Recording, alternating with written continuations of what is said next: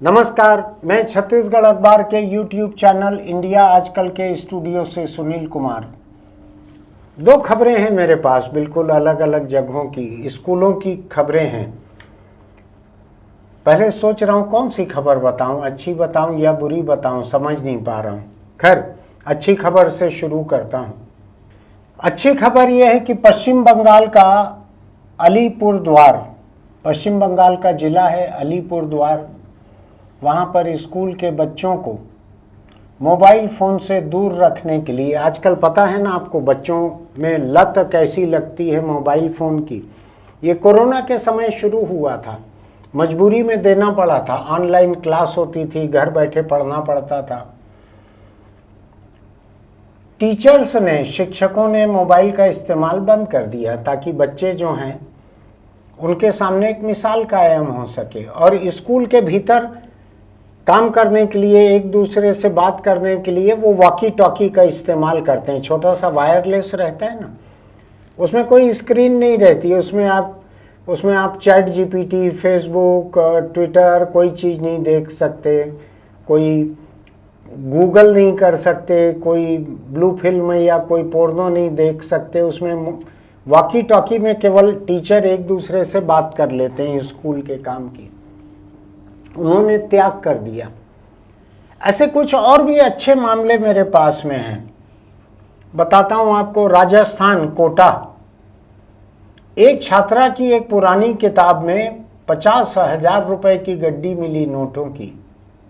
अब पता नहीं उसकी किताब में माँ बाप ने कभी दबा दिया होगा कि जो भी हो। टीचर ने तुरंत छात्रा के पिता को फ़ोन किया और रकम उनके हवाले की। 50,000 रुपया कम नहीं होता है।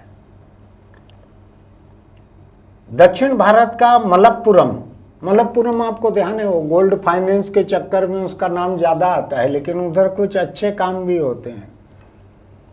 वहाँ के एक शिक्षक हैं अब्दुल मलिक, वो हर दिन नदी तैर कर स्कूल पहुँचते हैं, कपड़े जूते उतारते हैं, तैर कर नदी पार करते हैं ताकि बच्चों को पढ़ा सकें। पुल वगैरह नहीं होगा वहाँ पे, कई जगह नहीं है हिंदुस्तान में, ऐसा कई जगह है। कई जगह का मुझको मालूम है। जो टीचर रिटायर होते हैं, प्रिंसिपल रिटायर होते हैं, वो अपनी पूरी की पूरी पीएफ की रकम, अपनी ज़िंदगी का डिपॉजिट सब कुछ दे देते हैं स्कूल को। मुझको ध्यान है कि मेरे शहर में 2 बंगाली बहनें रहती थी, दासगुप्ता सिस्टर्स कहते थे उनको। वो अपने हक के लिए बहुत जागरूक थीं। आज के भारत के लोकतंत्र के मुकाबले थोड़ा ज़रूरत से ज़्यादा जागरूक थीं। वो अपने घर के सामने सरकारी गाड़ियाँ, आसपास बंगले थे, गाड़ियाँ रुकती थी, उसके लिए लड़ती थीं। मेरे पास भी आती थी यहाँ पर। मैं जिस पिछले अखबार में काम करता था वहाँ स्कॉलरशिप का एक ट्रस्ट था, तो वो मेरे पास आके उन्होंने उस ट्रस्ट में स्कॉलरशिप के लिए पैसा दिया था, हर साल स्कॉलरशिप दे सकें। दोनों बहनें ही रहती थीं, दोनों ने शादी नहीं की थी, टीचर होकर रिटायर हुई थी दोनों। वो समाज सेवा में पैसा बहुत सारा देती थी। फिर हमने जब ये अखबार चालू किया तो वो यहाँ पर चल कर आई। 2 मंजिल उनको चढ़ना पड़ा। उस वक्त हम जहाँ थे लिफ्ट नहीं थी, 2 मंजिल चढ़ के ऊपर आई। हाँफ रही थी बुरी तरह से, बहुत बूढ़ी थी। कहा कि आपने अखबार चालू किया है, मुझको अभी पता लगा, मैं ढूंढते ढूंढते यहाँ पे आई हूँ, स्कॉलरशिप आप शुरू कीजिए, मैं कुछ पैसा देना चाहती हूँ। तो मैंने उनको कहा कि हम अभी अखबार के अस्तित्व के ही लिए लड़ रहे हैं, तो ये ट्रस्ट वगैरह का, समाज सेवा का काम हम अभी नहीं कर पाएंगे, तो कभी करेंगे तो मैं आपको बतलाऊंगा। बड़ा बुरा अंत हुआ। दोनों बहनें शायद गुजरी हुई मिली घर में। मैं उस पर अभी जाना नहीं चाहता। उन्होंने अपनी क्षमता से आगे बढ़कर समाज सेवा की थी। ऐसे अच्छा काम करने वाले बहुत से शिक्षक हैं। बुरा काम करने वाले शिक्षकों की भी कमी नहीं है। मैं छत्तीसगढ़ में देखता हूँ, दारू पीकर स्कूल पहुँच जाते हैं, दारू की बोतल लेकर पहुँच जाते हैं, क्लासरूम में बैठकर दारू पीते हैं, किसी अधिकारी से झगड़ा करते हैं, महिला प्रिंसिपल से झगड़ा करते हैं कि मैं तो यहीं पीऊँगा, पड़े रहते हैं, मदहोश बेहोश पड़े रहते हैं, बकते रहते हैं, कुछ लोग वीडियो बनाते रहते हैं। एक स्कूल का वीडियो मैंने देखा था, छत्तीसगढ़ का ही था। एक टीचर रोज दारू पी के पहुंचता था, छोटे छोटे बच्चे, 8 साल 10 साल के बच्चे, उन्होंने तय किया कि ये दरुआ टीचर आएगा तो इसको मारेंगे। मैं उसका हिमायती नहीं हूं मारने का, लेकिन जब कोई कार्रवाई नहीं होती है तो ये मोटरसाइकिल पे गिरते पड़ते ये टीचर स्कूल पहुंचा, और बच्चे जो हैं चप्पल फेंक फेंक कर, जूता फेंक फेंक कर इसको मार रहे थे, और ये किसी तरह मोटरसाइकिल दौड़ के भगाते हुए वहां से निकल गया, और बच्चे दौड़ दौड़ के उसको मार रहे थे, अपने टीचर को जूता फेंक रहे थे, चप्पल फेंक रहे थे उसके ऊपर। अच्छी बात नहीं है, लेकिन इसकी शुरुआत कहाँ से हुई थी? अब अभी मैं सरगुजा, छत्तीसगढ़ का आदिवासी इलाका है सरगुजा, वहाँ का सूरजपुर जिला है, उस सूरजपुर की एक स्कूल है, DAV मुख्यमंत्री स्कूल। थोड़ा नाम अटपटा है। DAV मुझको ऐसा लगता है आर्य समाज से जुड़ी हुई दयानंद के नाम पर है DAV स्कूल। महर्षि दयानंद जो हैं वो, उनके कुछ फॉलोअर्स, उनका एक संगठन है दिल्ली में, शैक्षणिक संगठन, वो लोग चलाते हैं इसको। तो थोड़ा मुझको अटपटा लगा कि नाम में मुख्यमंत्री स्कूल जुड़ा हुआ है, फिर सरकार वहाँ पे राइट टू एजुकेशन में कई बच्चों की फीस दे रही है। उस स्कूल की खबर है, खबर अलग है, राइट टू एजुकेशन की खबर नहीं है। तो मैंने पता लगाया कि स्कूल क्या है। तो राजीव गुप्ता, जो कि प्राइवेट स्कूल एसोसिएशन के अध्यक्ष हैं पूरे प्रदेश के, उन्होंने मुझको बतलाया कि ये डॉक्टर रमन सिंह जब मुख्यमंत्री थे उस वक्त बड़े बड़े ऐसे स्कूल बने थे केंद्र सरकार की मदद से, ऐसे 74 स्कूल थे, और राज्य ने कहा कि हम इसको नहीं चला पा रहे हैं, हमारे पास साधन नहीं है, जो भी वजह रही होगी। तो इसमें एक्सप्रेशन ऑफ इंटरेस्ट या टेंडर कुछ बुलाकर सरकार ने देखा, और उसमें एक शर्त जोड़ी गई थी कि जो शैक्षणिक संस्थान 100 से ज़्यादा स्कूलें चला रहे हैं, केवल वही इसमें भाग ले सकते हैं टेंडर या एक्सप्रेशन ऑफ इंटरेस्ट में। तो उसमें जो भी शर्तें रही होगी, DAV है दयानंद आंग्ल वैदिक, ऐसा नाम है शायद। इनकी कई स्कूलें अच्छी भी हैं। तो ऐसी 74 स्कूलें, सरकार की 74 स्कूलें DAV को दी गई थी उस वक्त चलाने के लिए। और मुझको पता लगा है कि कई जगहों पर, इन 74 में से कई जगहों पर स्कूलें ऐसी है जिनमें से एक एक के पास 15 एकड़, 20 एकड़, कहीं कहीं पर 40 एकड़ भी जमीन है, एक एक स्कूल के पास। आप कल्पना कीजिए, कोई प्राइवेट स्कूल चलाने वाले तो 1 एकड़ भी जमीन नहीं ले सकते। इनमें DAV को जो स्कूलें दी सरकार ने, 74 स्कूलें, बाद में शायद उन्होंने कहा कि ये तो स्कूल की हालत खराब है, बिल्डिंग की सुधारने के लिए पैसा भी दो। तो शायद रमन सिंह सरकार ने 20 करोड़ रुपया बिल्डिंग सुधारने के लिए भी दिया था। ऐसा स्कूल है जो सरकार के ढांचे को लेकर चलाता है, इसीलिए शायद मुख्यमंत्री नाम उसमें जुड़ा हुआ है कि DAV मुख्यमंत्री स्कूल। ऐसा उस स्कूल की खबर है सूरजपुर की। इसकी स्कूल की प्राचार्य हैं विधु शर्मा, जो भी आप नाम से अंदाज लगा सकते हो, सरनेम से अंदाज लगा सकते हो, लगा लीजिए। तो ये प्राचार्य हैं वहाँ पे। इन्होंने अभी एक करिश्मा किया जिसके फोटो वीडियो सब सामने आए हैं। इन्होंने ये किया कि राइट टू एजुकेशन, शिक्षा के अधिकार के तहत सरकार निजी स्कूलों में भी सीटें रिजर्व रखती है, और वहाँ जो बच्चे पढ़ते हैं उनकी फीस सरकार देती है। तो जो बच्चे यहाँ राइट टू एजुकेशन में पढ़ रहे हैं, जिनकी फीस सरकार देती है, उन बच्चों से इस स्कूल की बिल्डिंग को सुधरवाने के लिए रेत गारा सब ढोने पे लगा दिया गया। उन बच्चों को, गरीबों के बच्चों को दीवार पोतने में लगा दिया गया।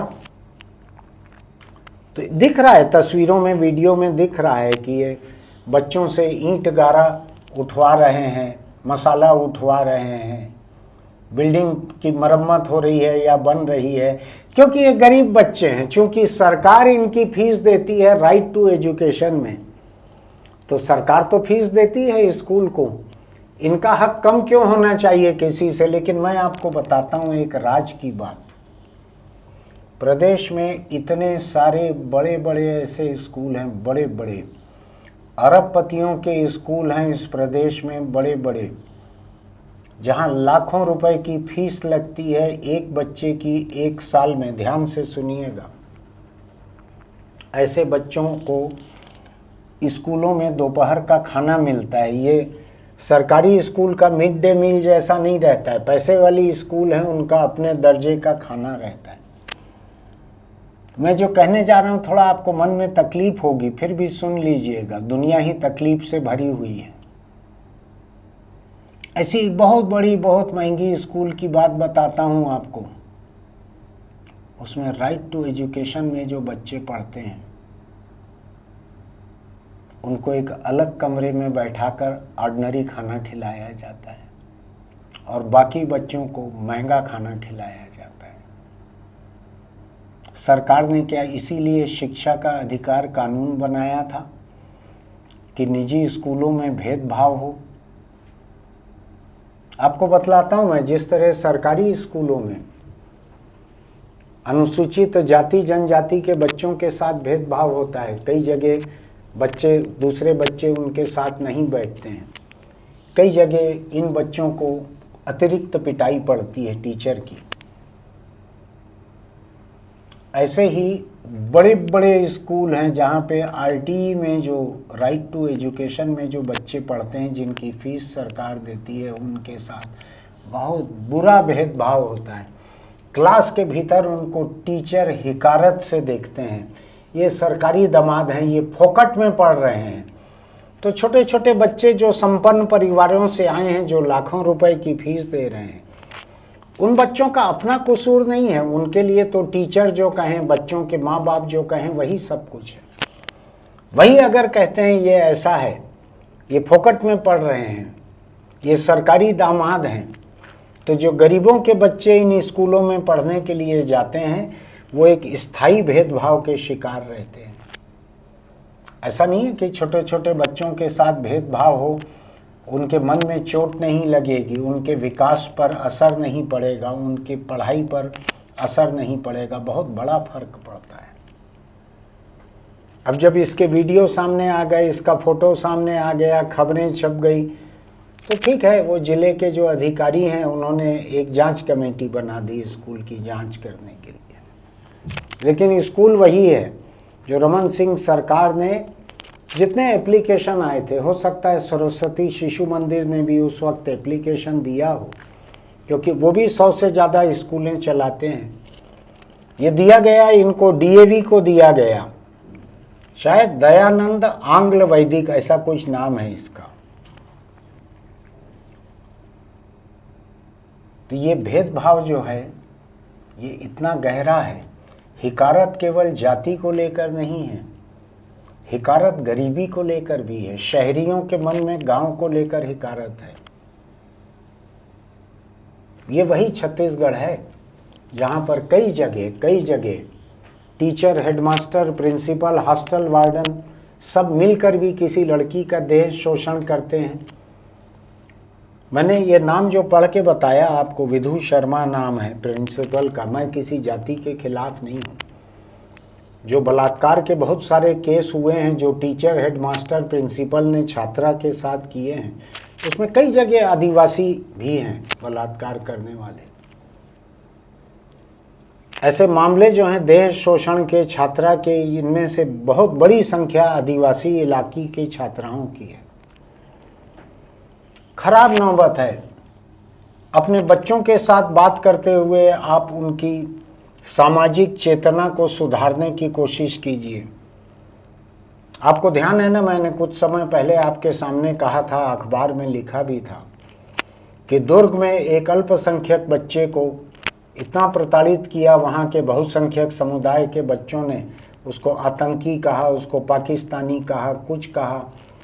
वो लड़का जो है स्कूल का छोटा सा नाबालिग लड़का, 12-13 साल का, ऐसे 2 या 3 लड़के थे शायद, ये इंटरनेट पर किसी ने इनको सांप्रदायिकता का पाठ पढ़ाना शुरू किया। ये लोग हथियारों के रेट वगैरह ढूंढने लगे डार्क वेब पर।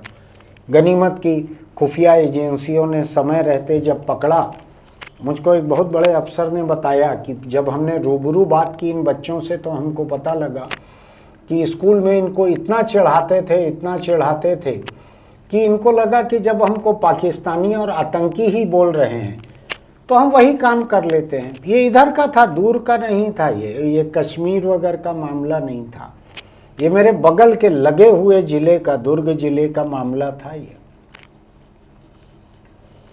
बच्चों के साथ भेदभाव आपकी नज़र में जब भी आए, जाति को लेकर, रंग को लेकर, लड़के लड़की को लेकर, गरीबी को लेकर, ग्रामीण और शहरी को लेकर, उसको दूर करने की कोशिश कीजिए, उसको बढ़ाइए मत। मैं बहुत सारे माँ बाप को देखता हूँ जो किसी धर्म या जाति या गरीबी को लेकर लापरवाही से हिंसक बातें करते हैं अपने बच्चों के साथ। अपने बच्चों को हिंसक मत बनाइए।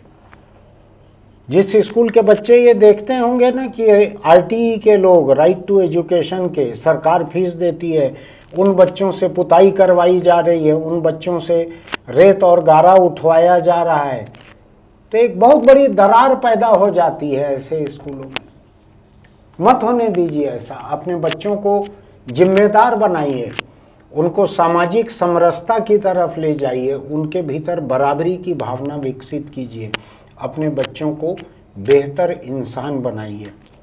सरकार तो पता नहीं क्या करेगी क्या नहीं करेगी, मुझको नहीं मालूम है, ऐसे बहुत सारे मामले आते जाते रहते हैं, लेकिन आपके बच्चे आपके अपने हैं, वो सरकार के बच्चे नहीं हैं। उन बच्चों को जिम्मेदार नागरिक बनाना, बेहतर इंसान बनाना, उनको डॉक्टर, इंजीनियर, वकील, सीए बनाने से ज़्यादा ज़रूरी है। वो सब बाद में बनते रहेंगे, पहले उनको अच्छे इंसान बनाइए। कभी कभी वीडियो देखते हैं ना, जापान में छोटे छोटे, इतने छोटे छोटे बच्चे बस से उतरते हैं तो ऐसे झुक कर बस को प्रणाम करते हैं, कोई उनकी मदद करते हैं। सड़क पार करने के लिए ग्रीन लाइट मिलती है तो सड़क पार करते करते 4 बार लोगों को प्रणाम करते हैं, शुक्रिया अदा करते हैं। अपने बच्चों को उस तरह से बेहतर इंसान बनाइए। ये स्कूल और प्रिंसिपल और सरकार जो चाहें करते रहें, इसके बावजूद आपके हाथ में है अपने बच्चों को बेहतर इंसान बनाना। मैं कोई हेलमेट और तम्बाकू की बात आज नहीं करता, यही बात आज के लिए काफ़ी है। फिर मिलेंगे।